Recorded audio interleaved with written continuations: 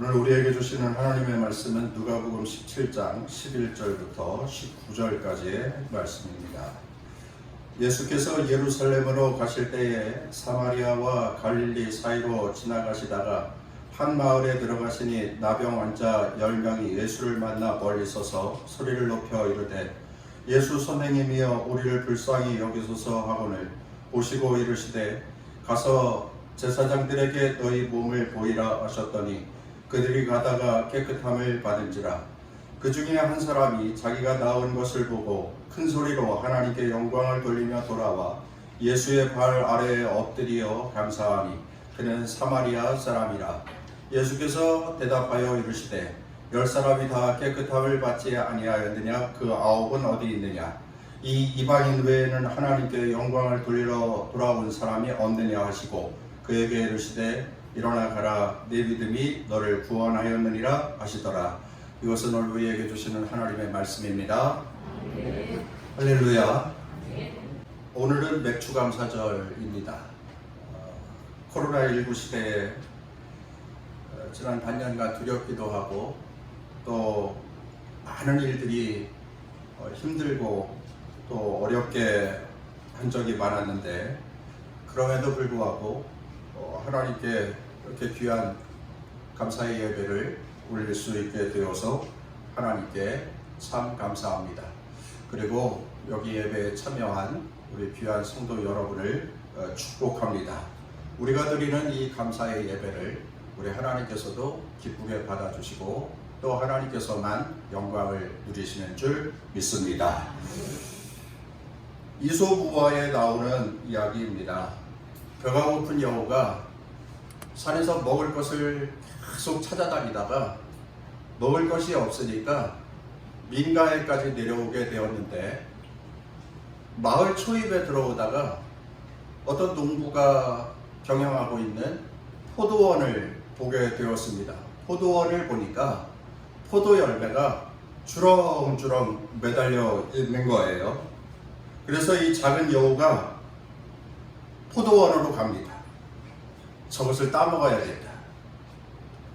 그래서 포도원에 가서 뒷다리로 펄쩍 일어나 서보기도 하고 그리고 펄쩍 뛰면서 앞발로 채보려고도 하였지만 그만큼 모자라요.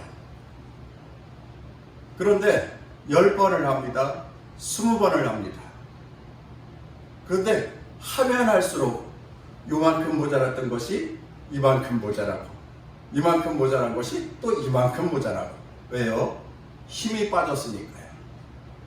힘이 빠져서 도저히 포도나무 열매를 치지를 못하는 거예요. 결국엔 포기하게 되죠. 지칠 대로 지쳐버린 작은 여우가 포도 따기를 포기하고 포도밭을 나옵니다. 그냥 포도밭을 나와요. 그러면서 중얼거리는 겁니다. 뭐라고 중얼거립니까? 저 포도나무, 저 열매는 아직 안 익었어. 저 포도 열매는 아직 안 익어서 내가 먹으면 쉬어.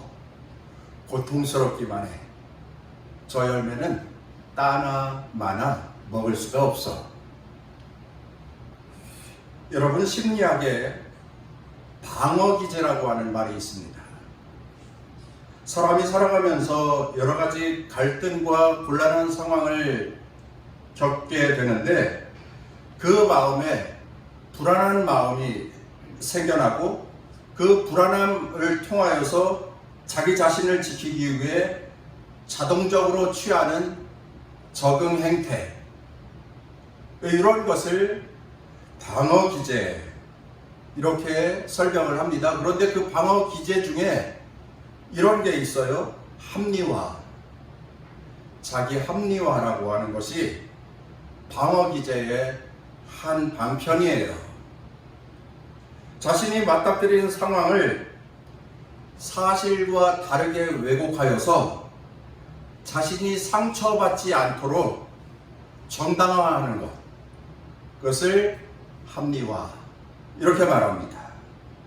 근데 심리학 용어로 합리화라고 말하는 거지, 우리가 쉽게 쓰는 말로 하자면 변명이에요. 핑계고요. 자기 방어를 위한 자기 변명. 그게 합리화입니다.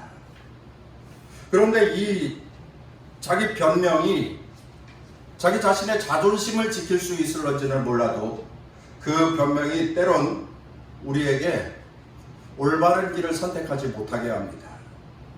그리고 가야 할 길을 가지 못하게 합니다. 그리고 비뚤게 가요. 그리고 왜곡된 길로 가는 겁니다. 그 잘못 들어서 그 길로 가게 되면 원하는 것을 얻을 수 없고 뜻한 것을 이룰 수 없습니다. 그리고 패배자가 돼요. 그리고 일정 부분 성공하는 삶을 살아갈 수가 없습니다. 그 수준이 자기가 생각했던 것보다 더 낮은 데 머물러서 결국 성공적인 삶을 살아갈 수가 없습니다. 그러니 합리화, 자기 방어를 위한 변명, 핑계가 개인에게 그렇게 유익한 것은 못 된다 라고 하는 사실이지요. 그런데 오늘 본문 말씀을 우리 연구해 보면 본문 말씀에 그와 같은 사람들이 나옵니다. 그 사람들을 한번 생각해 보면서 우리 함께 은혜를 나누기를 원합니다. 오늘 말씀의 제목은 그들의 변명, 이런 제목을 정해 보았습니다. 우리가 읽은 말씀에 10명의 나병 환자들이 등장을 하고 있어요. 나병은 운동병이라고 했었죠. 한센시 병이라고 합니다. 그래서 이 병은 전염력이 매우 커요. 그래서 이 병에 걸리면 사람들과 같이 생활할 수가 없습니다. 2000년 전에도 그랬습니다. 그래서 이 병은 부정한 병이라고 하여서 사람들이 있는 곳에 가까이 있을 수 없어 저쪽 산 골짜기 사람들과 떨어진 곳에서 격리하여서 살아야 했습니다. 그러니까 산에 어떤 동굴이 있다고 한다면 그쪽으로 가서 그곳에서 모여 살아야 했습니다. 그러니 매우 안타깝고 불쌍한 인생이 되고 마는 거지요. 치료받을 길도 매우 난해합니다.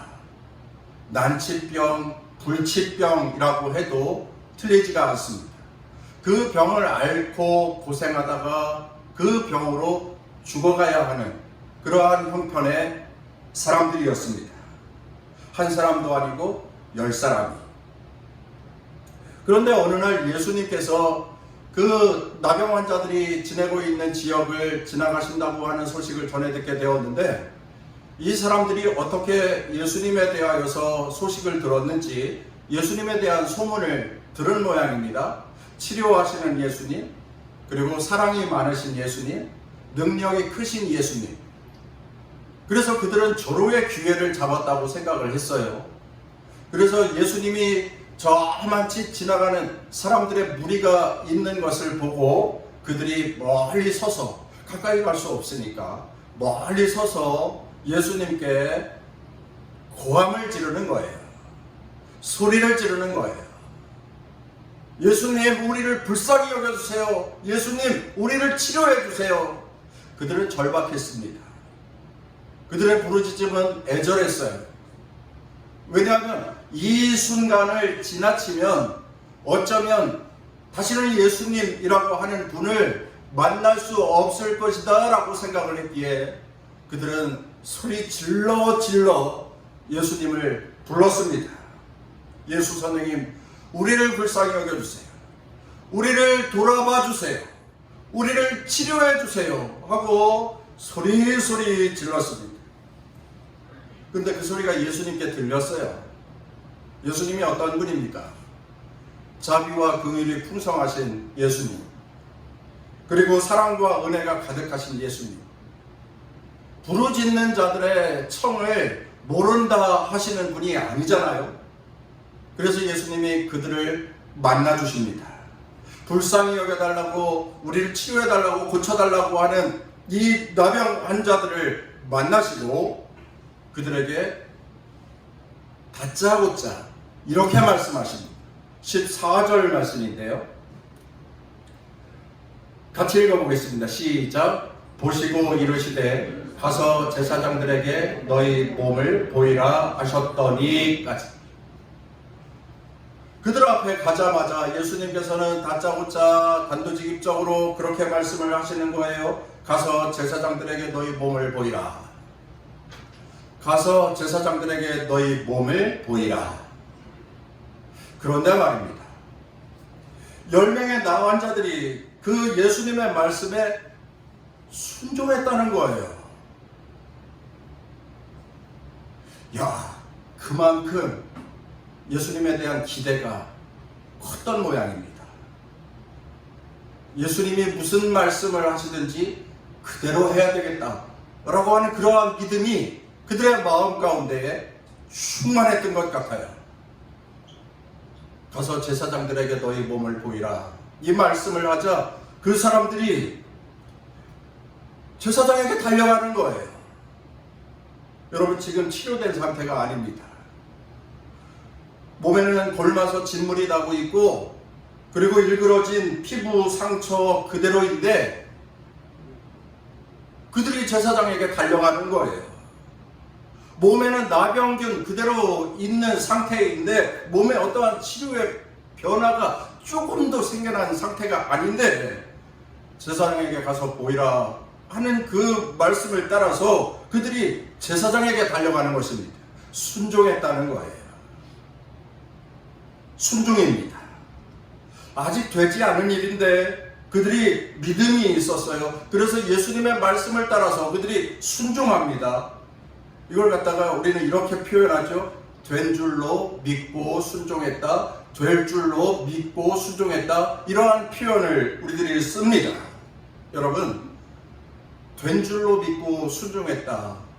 이것은 우리가 하는 이 믿음의 생활에 하나 중요한 질서를 가르쳐주고 있는데 눈에 어떠한 확증이 보이고 난 후에 행동하는 것이 아니라 말씀에 따라 순종하였더니 순종 먼저 하였더니 증거가 경험되어졌다. 여러분, 믿음의 삶이라고 하는 것, 믿음의 세계 참 재밌습니다. 그리고 이러한 것을 우리는 배웁니다. 압니다. 그런데 이렇게 하지는 못합니다.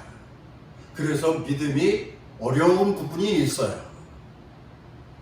아무것도 되어지지 않았는데 어떤 증거도 나타나지 않았는데 어떠한 회생의 모습도 하나 비춰진 것이 없는데 먼저 행동한다, 먼저 감사한다, 먼저 찬송한다, 먼저 제사장에게 달려간다. 이게 결코 쉬운 일은 아닙니다.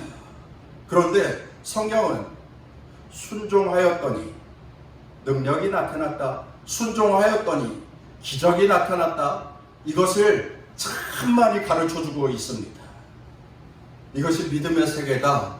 이것이 그리스도인의 삶이다. 그렇게 말씀하고 있어요. 실제 14절 말씀 뒷부분에 보면 그들이 가다가 깨끗함을 받은지라. 할렐루야. 그들이 가다가 깨끗함을 받은지라. 순종하여서 행동하였더니 능력과 기적이 나타났다.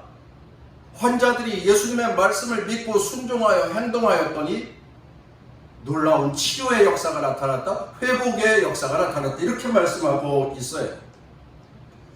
우리가 많이 들어서 알고 있는 요한복음 2장 말씀에 보더라도 갈릴리 가나 혼인잔치집에서 포도주가 떨어졌잖아요. 예수님의 어머니가 하인들에게 예수께서 하시는 대로, 예수님께서 분부하시는 대로 행하라, 이렇게 조언을 합니다. 그런데 예수님께서 하인들에게 말하죠. 통에 물을 가득 채워라. 그래서 하인들이 물을 떠다가 결례의 항아리에 채웁니다. 그리고 예수님께서 말씀하시죠.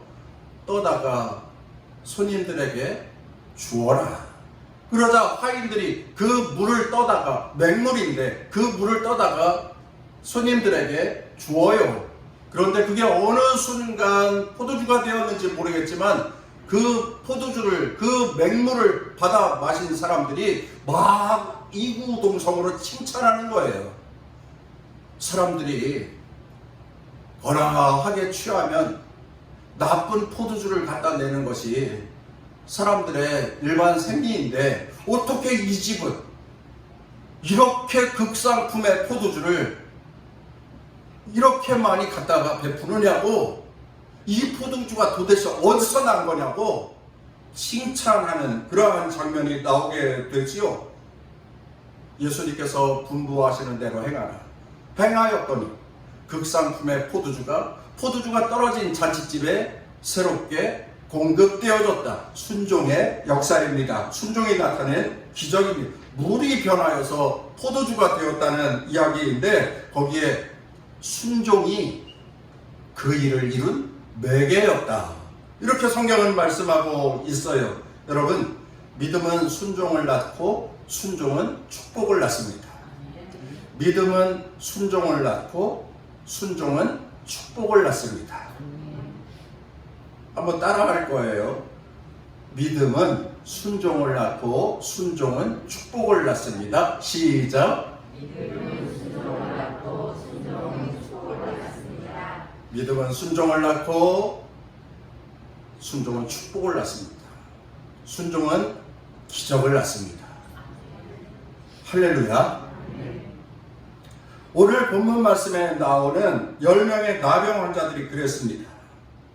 예수님께서 말씀하신 대로 했더니 나병이 깨끗이 치료함 받아서 진물이 나고 온몸이 상처투성이었고, 그리고 그 몰골이 지저분하기 짝이 없는데 어느 순간 깨끗하게 맑게 씻음 받게 되었다. 순종의 능력을 경험하게 된 것입니다.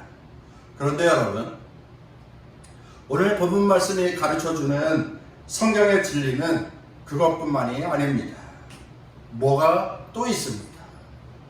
14절 말씀 끝에 그들이 가다가 깨끗함을 받은지라 믿음으로 말씀에 순종하여 가다가 그들이 치료받았습니다. 그들이 회복되었습니다. 대단한 일이 아닐 수가 없습니다. 이러한 일들을 누가 경험하겠습니까? 놀라웠고 신비스러운 예수님의 축복을, 능력을 경험하게 된 것입니다. 그런데 그 다음이에요. 그 다음 이야기는 예수님의 마음을 슬프게 만들었습니다. 오늘 맥주감사절에 우리가 함께 나누는 말씀의 주제가 이것인데요. 10명의 나병 환자들이 모두 깨끗함을 받았는데 한 사람만, 10명 중에 한 사람만 예수님께 돌아와 감사했고요. 나머지 9명은 예수님께 찾아오지 않았다. 이렇게 말씀하고 있어요. 그래서 예수님께서 안타까움에 물으십니다. 17절 말씀이죠. 같이 읽어봅니다. 시작. 예수께서 대답하여 이르시되 10사람이 다 깨끗함을 받지 아니하였느냐? 9은 어디 있느냐? 그 9은 어디 있느냐? 그 9은 어디 간 거지? 그 9은 도대체 어디 간 거야? 치료받은 한 사람은 예수님께 뛰어와서 하나님께 영광을 돌리며 감사했습니다. 그런데 그 9사람은 어디가 있습니까? 왜 오지 않은 것입니까? 왜 와서 예수님께 감사합니다 말 한마디 하지 않는 것입니까? 본문에는 그 사람들이 어디 갔는지, 왜 안 왔는지 이것에 대한 설명은 나오지 않습니다. 추측해 보는 거예요.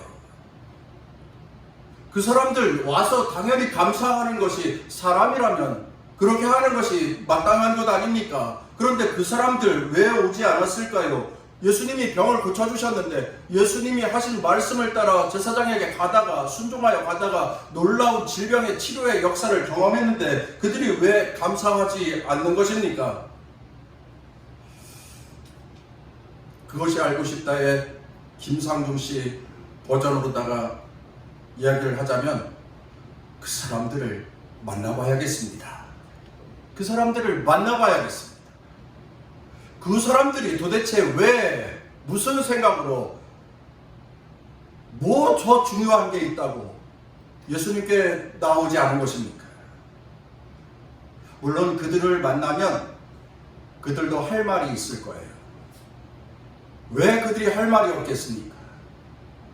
그러나 그들이 하는 말은 변명일 것이고 그들이 하는 말은 핑계일 것입니다. 자기를 정당화하는, 자기를 합리화하는 말일 것입니다. 핑계 없는 무덤이 없다고 그러잖아요. 아무리 그렇더라도 그 사람들의 변명이라도 한번 들어봐야겠습니다. 첫 번째 사람. 아니, 예수께 좀 천천히 가서 감사해도 되겠지? 라고 생각했습니다.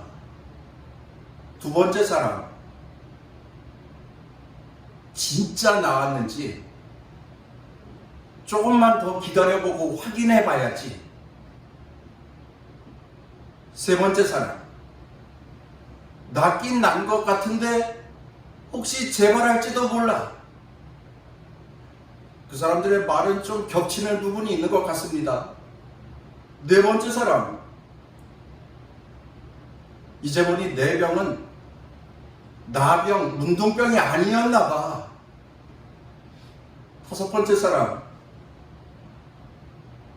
약간만 나은 것이고 다 나은 것은 아닐지도 몰라. 그러니 감사할 수도 없지. 여섯 번째 사람. 제사장에게 먼저 가는 것이 현명한 것이라고 생각했어요. 이 사람 말은 매우 설득력 있어 보입니다. 이 사람의 말을 조금 후에 다시 살펴볼 거예요. 일곱 번째 사람.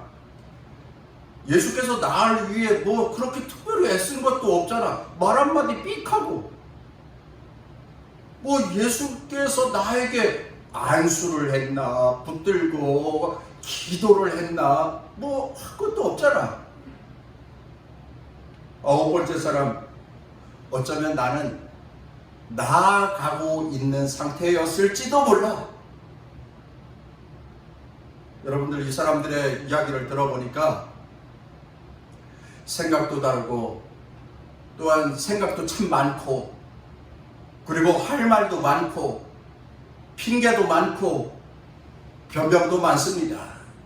야, 서로 겹치는 부분이 좀 있기는 하지만 자기 나름대로 자기의 생각을 다 이야기하는데 아무리 들어보아도 변명일 뿐이에요. 핑계일 뿐입니다.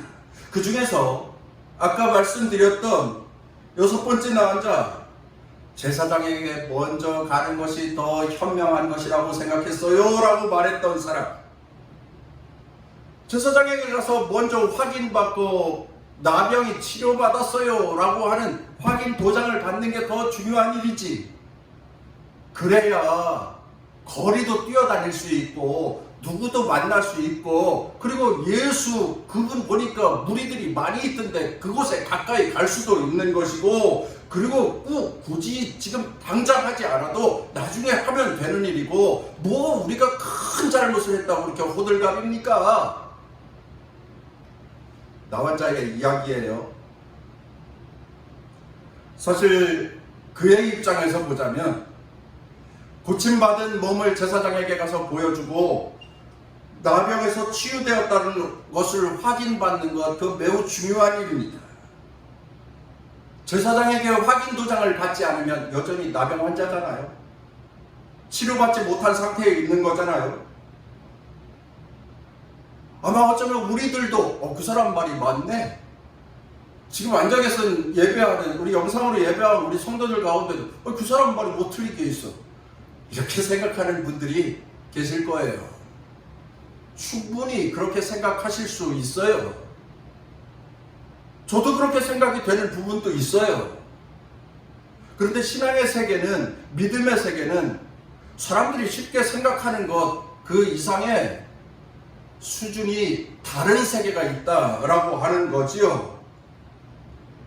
제사장에게 가서 먼저 확인하고 난 다음에 예수께 가서 감사하려고 했어요 라고 말하는 그 사람들의 말이 틀린 것은 아니지만, 그러나 믿음의 세계로 보면 그 사람들은 큰 실수를 하고 있는 거예요. 큰 실책입니다. 그렇게 변명하면 안 되는 거예요. 왜냐하면 그들의 생각이, 그들의 계획이 하나님께 영광이 되지 못하기 때문이에요. 여러분, 우리 그리스도인들은 아셔야 합니다. 신앙생활의 최고봉은 감사입니다. 신앙생활의 최고봉은 감사라고 하는 거예요. 여러분, 높은 신앙의 세계가 있는데 그 신앙의 세계를 막 뛰어 올라갈 수 없어서 엉금 기어가지고 신앙의 정상에 올라가가지고, 여러분 높은 산에 올라가면 사람들이 야호 외치잖아요. 신앙의 세계에 성숙한 그리스도인, 그리고 하나님께 영광이 되는 그리스도인의 신앙의 정상에 올라서 그리스도인들이 외치는 소리는 무엇인지 아십니까? 감사합니다 하나님, 이것입니다.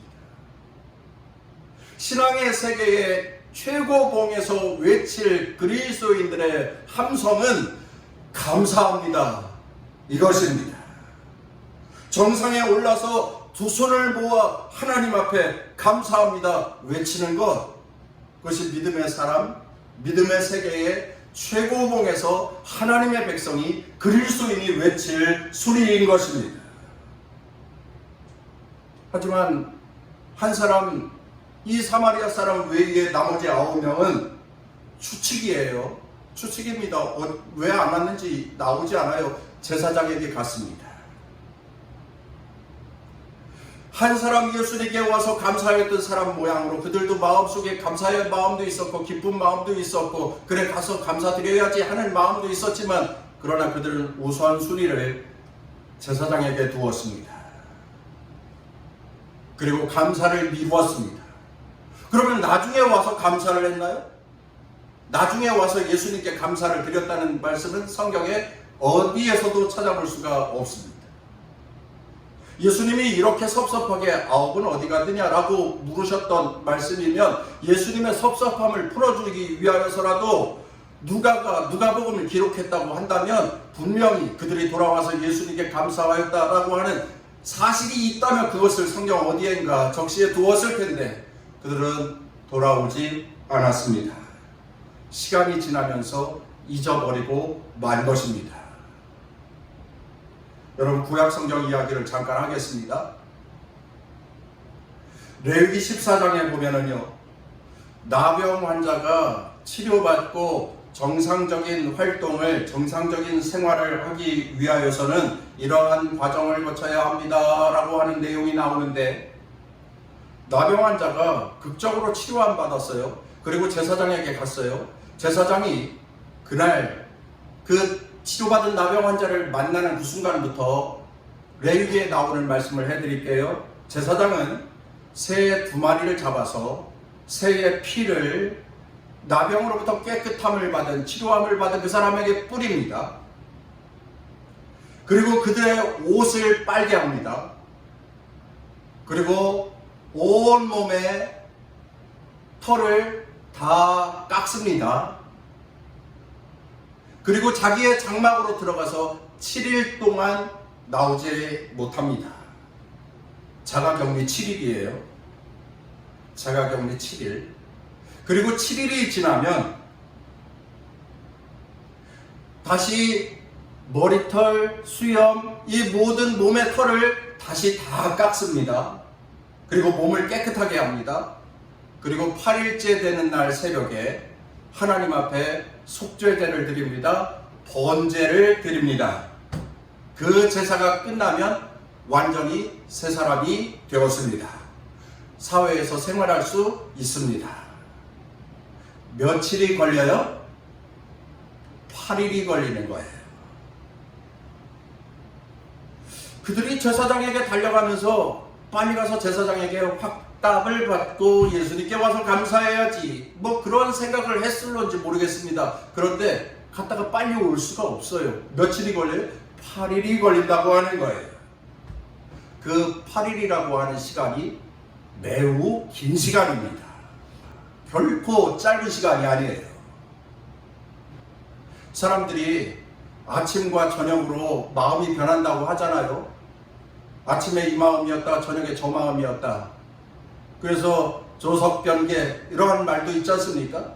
사람이 마음이 그렇게 헷가닥 변하는 거예요. 그런데 8일 동안, 과연 8일 동안 예수님이 나를 치료해 주셨어, 예수님이 나를 회복시켜 주셨어, 예수님이 나를 온전하게 해 주셨어, 그 마음을 과연 8일 동안 기억하고 감사한 마음을 소유할 수 있었을까? 아마 8일이 지나는 동안 다 잊었을 거예요. 다 까먹었을 것입니다. 예수님에 대한 감사의 기억은 전혀 없이 사라져버리고 말았을 것입니다. 그리고 8일이 지난 다음에 깨끗하게 되었노라 확답을 받는 순간,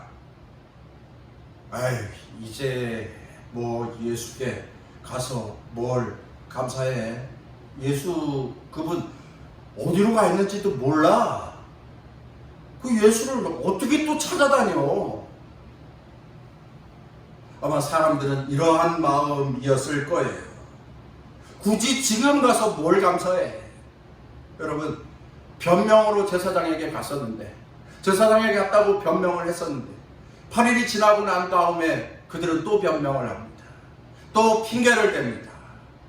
자기 합리화를 하는 거예요. 감사하는 일과 남에게 사과하는 일은 타이밍이 중요합니다. 그 타이밍을 놓치면 감사할 수 없습니다. 그 타이밍을 놓치면 사과할 수도 없습니다.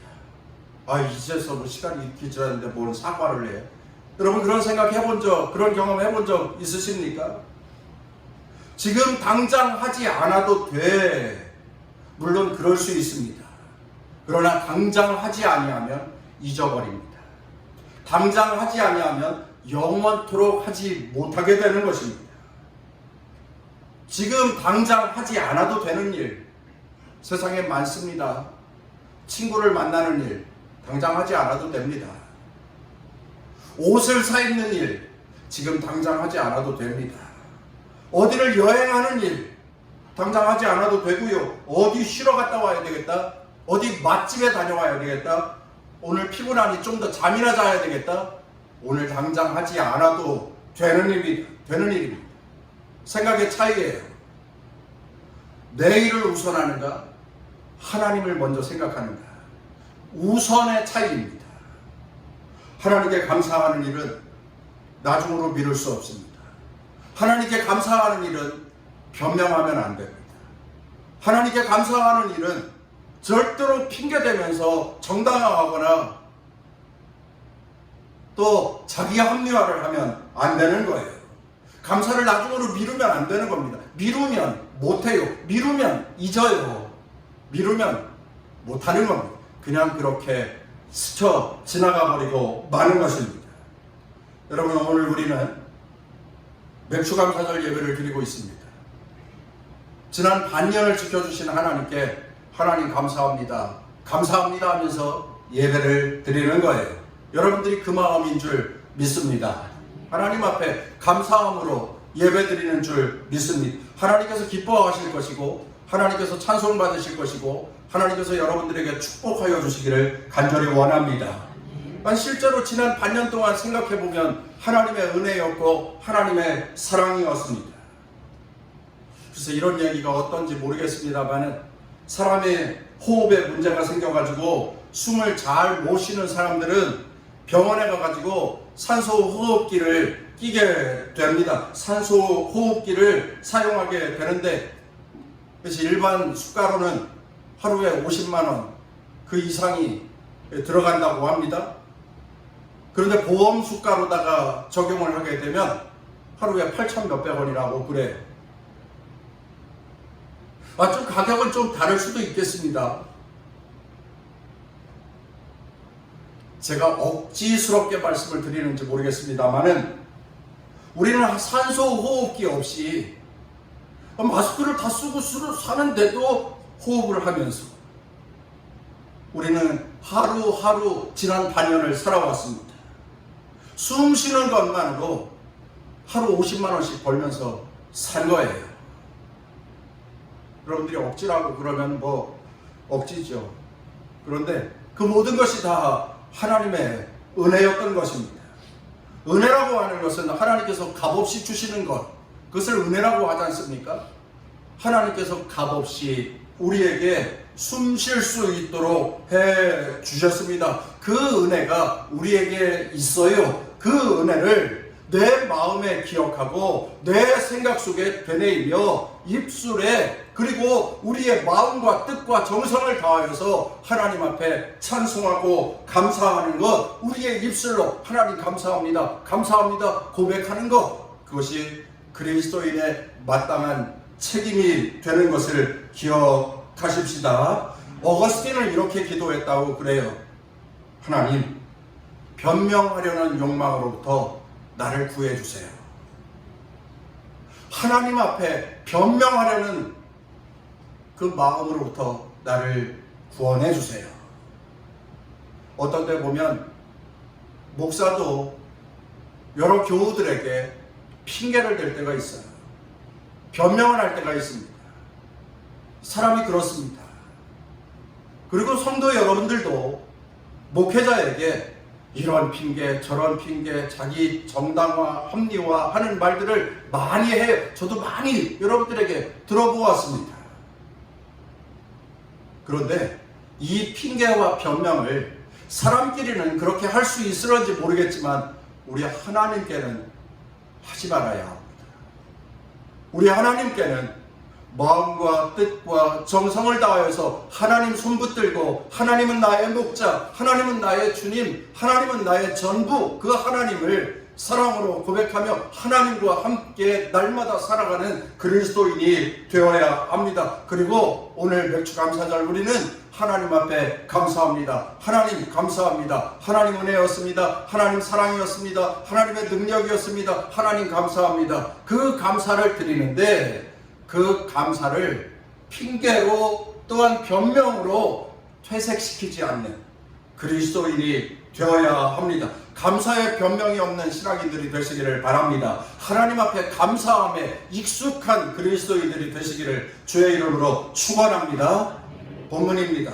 순전한 마음으로 하나님께서 베풀어 주신 그 은혜에 감사하여서 주님께 찾아와서 하나님께 영광을 돌렸던 그 사마리아 사람 한 사람에게 예수님께서 말씀합니다. 뭐라고 말씀합니까? 일어나 가라, 내 믿음이 너를 구원하였느니라. 일어나 가라, 내 믿음이 너를 구원하였느니라.